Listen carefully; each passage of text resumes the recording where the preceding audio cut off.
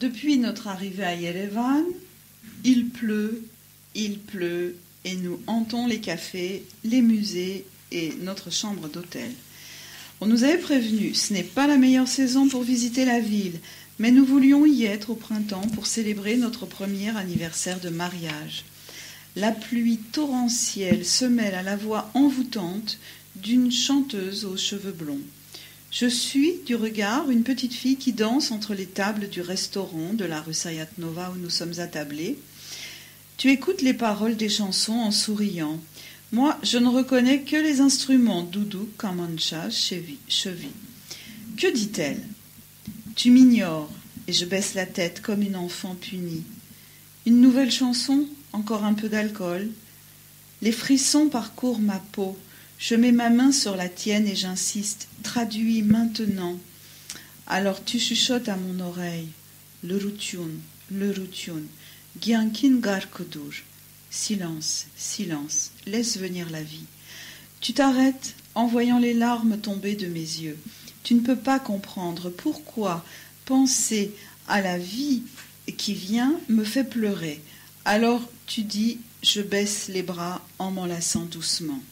Cette musique est belle, comme la lumière qui s'immisce dans les vieux monastères arméniens. Ils sont juchés sur des falaises. Généralement, il n'y a personne autour.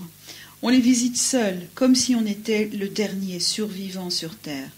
Ce soir, au centre des convives, parmi lesquels cette petite fille danse, la voix de la chanteuse me fait retrouver la paix de ces vieilles églises abandonnées.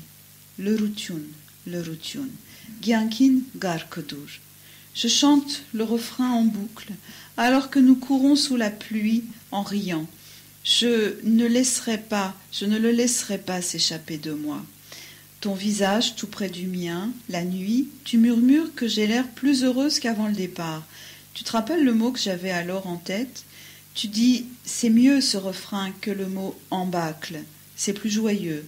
Oui, l'hiver est terminé et les morceaux de glace ont bien disparu. J'aimais les voir flotter sur la rivière, se bousculer, s'entasser pour former des barrages aux angles saillants. Je n'avais que ce mot aux lèvres, embâcle.